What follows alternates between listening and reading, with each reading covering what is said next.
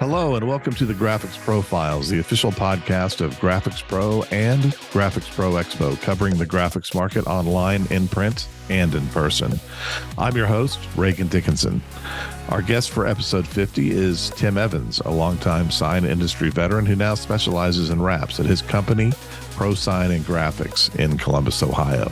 He's also a partner at Carmelian Skins in Reynoldsburg, Ohio, and runs RapperMapper.com, where you can find installers the world over.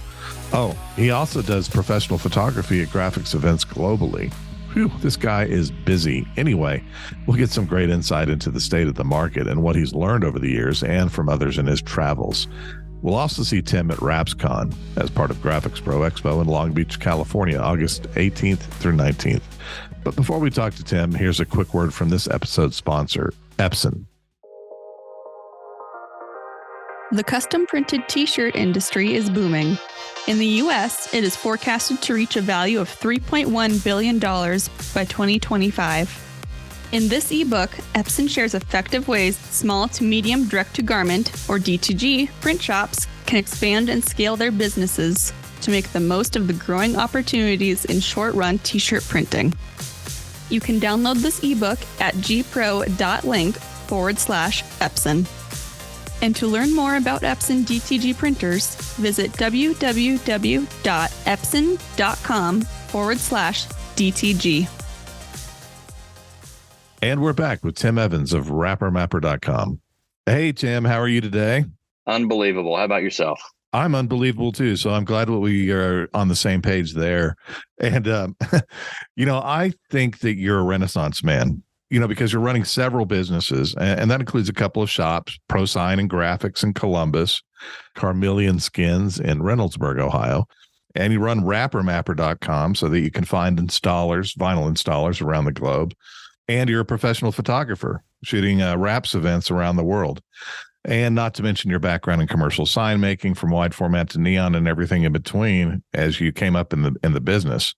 Given all that and all the travel that you do and everybody that you know, I'm curious as to what your perspective is on what the state of the market is right now in the U.S. and globally. What's going on in the market and why? I don't know about every other market, but everybody I know, including our shops here, we are buried to our eyebrows. Business is booming for everybody. And honestly, it seems like there is more work out there than our industry can handle. And really, this is the wraps market specifically, right, Tim? The reps market specifically, yes. The sign guys, but even the guys I know who are just straight up just sign folk, you know what I mean? The guys that are doing commercial signage and fabrication and things like that, they're all super, super busy as well. It's kind of a weird dynamic. You've got tons of demand out there for a particular industry. As long as you are, honest and ethical and you do good work and, you've spent some time building good relationships and good client base. I mean, it's crazy. Our shops here, it's almost a daily thing where we have to turn away work if we don't feel we can honestly and get it into the schedule and complete things on time with the level of quality that we expect. We just simply can't take the work, which is heartbreaking. Yeah. I mean, how are you prioritizing that? I mean, is there a method to that madness where you turn away certain work, but you keep other work? How do you prioritize that? Well, myself personally, I have built my entire business over the last couple of decades focusing very heavily on building personal relationships. We want to work with people that value precisely what we bring to the table. The level of quality that we insist on, the fact that we might take an extra day or so to get it done, but because we insist on doing it right, we want the people that value that. I'm a huge cherry picker. I have worked a lot of years and I try to advise people a lot about this. You got to find clients that mesh with you and your company and how you want to do business. The companies that get themselves in trouble are the ones that just feel they have to take on every project, whether or not it's good for them to take it on. How do you figure out which ones are going to mesh for you? For me, I mean, obviously, it's just a lot of experience. We find the types of clients that work with our particular ethos, if you want to call it. I insist that everybody here that works for me, including myself, our lives do not revolve around the shop. I want everyone to be able to do different things and be able to have a life outside of that. Mm-hmm. And I like to travel, and that requires time away from the shop. So I insist that we are not the kind of organization, the kind of business that is constantly putting out fires. Mm-hmm.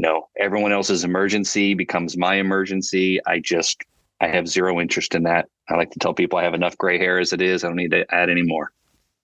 Right. And given your travel and your connection to the RAPS community, if you will, because we always see you're at RAPSCon, et cetera, and you know everybody. Well, not everybody, but a lot of people in the RAPS market. What are the key elements that you've seen over the years that are in successful graphics businesses that you've networked with, the people that that are successful? What makes them tick, including you? Probably the very first thing that comes to my mind are people like Jim Miller, John Doover, Justin Pate. These guys, as accomplished as they are, they never stop learning new things. They never look around and go, wow, I've reached the pinnacle.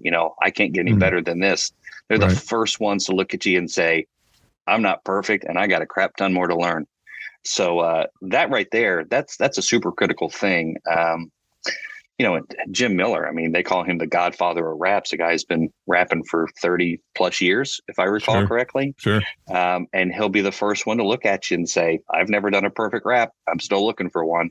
And he's phenomenal. So that general attitude of just keep learning, keep pushing forward, that really starts to separate out people. You have to develop humility. You have to develop, you have to really get rid of that sense of arrogance. If you're not learning, you're dying. So, that I think that's probably the number one thing for me. Okay, that's a good point. And so what are some of the key changes that you've made over the years as far as managing and improving the business as your companies have evolved? It's amazing how much more effective and efficient you can be when you are actively culling, your client list and your clientele. Most people don't realize this, but 80% of all their problems, the people complaining about quality, they're complaining about timing. It's always an emergency. They never get you the information you need. The color's not right. Like all these little problems are usually coming from a small 20% of all of their client base. Mm-hmm. And when they go through and they figure out, oh yeah, these are the few guys that are constantly wasting my time. They're constantly paying late. They're constantly becoming an issue. When you start souring the milk, taking the prices up, telling them you're not available, and you start dropping those off, it's amazing how much more stable your business is. Right. And are there certain things that you've learned, best business practices that have helped you along the way regarding workflow and pricing? Pricing, I think, is very, very critical. And each shop, they've got to really do the numbers for their shop. I think a lot of people really make a mistake and they focus solely on material costs or straight labor. And they really forget to factor in all the overhead that's also involved. Right. So where they think they're profitable, they're actually not very profitable. So that's super, super key. One of the things we did with Rapper Mapper here a few months ago was we incorporated 4 free wrapping calculators. So we cover, we split it up by measurement size. So we have English and metric. And then color change wraps and commercial wraps. But part of that calculating system is a whole list down the left-hand side that starts to very specifically educate those end users. These are the things you have to be paying attention to, and your wrap shops have to factor these things in. And the whole point is, number one, make it super easy for shops and end users to kind of get a good ballpark of what a wrap might cost. But also educating them as to the details of why your shop is costing, is charging you this much money. This is not just some sticker that they lick and throw on the side of your car. So a lot of that is education. Yep. I mean, that is one of the core principles of Wrapper Mapper itself, is to just continue to expand the wrap industry for everybody. And we try to do that as freely as possible for as many people as possible. Right. Yeah. And speaking of wrappermapper.com, I know that you started that because of your frustration trying to find installers, and you've basically built something for the community, for any users, for anyone who needs a wrap or wants to farm a wrap out. So you have this calculator, so to speak, right? Is there anything else new with wrappermapper.com that people should know about? We just recently updated the training map. So what we do every year is we go through and we contact all the different manufacturers and the trainers and things like that. So 3M and Avery, Orful, APA, Hexus, Justin's Wrap Institute. So all of these different training opportunities all around the world, we create a completely different map so everyone can see where these classes are. When they click on it, they can then see a schedule of what classes are coming up, then who the trainer might be. And then you can filter that map according to, like if you're looking for a particular certification or working with a particular manufacturer, just makes it super easy for you to see all the stuff coming up for the year. And we'll be right back after a word from our sponsor, Epson. The custom printed t-shirt industry is booming. In the U.S., it is forecasted to reach a value of $3.1 billion by 2025. In this ebook, Epson shares effective ways small to medium direct-to-garment, or D2G, print shops can expand and scale their businesses to make the most of the growing opportunities in short-run t-shirt printing. You can download this ebook at gpro.link/Epson.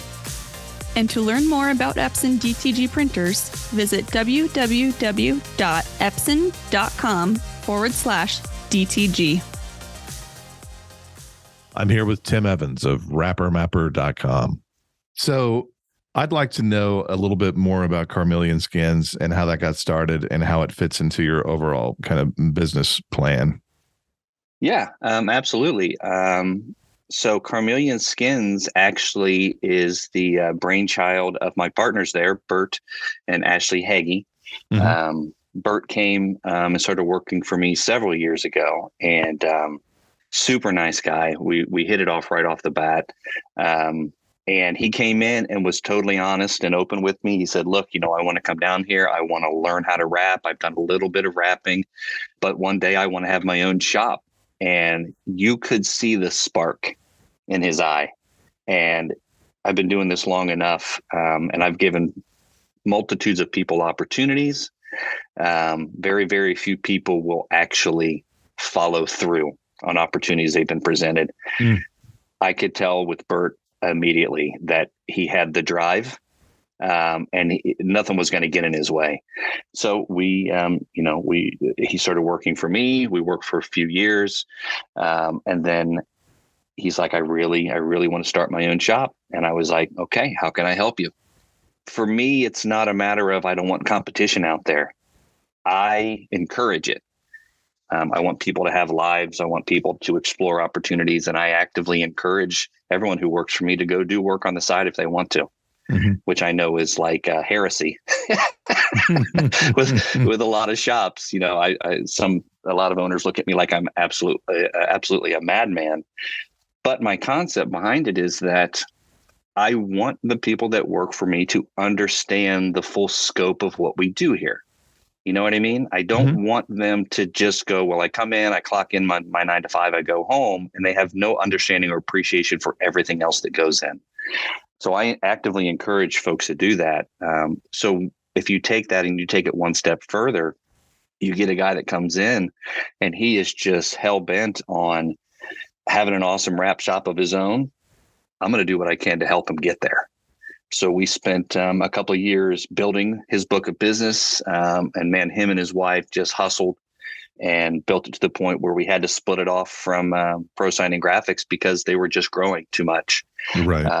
And they have a different type of clientele. They're more retail oriented, even though they do commercial work.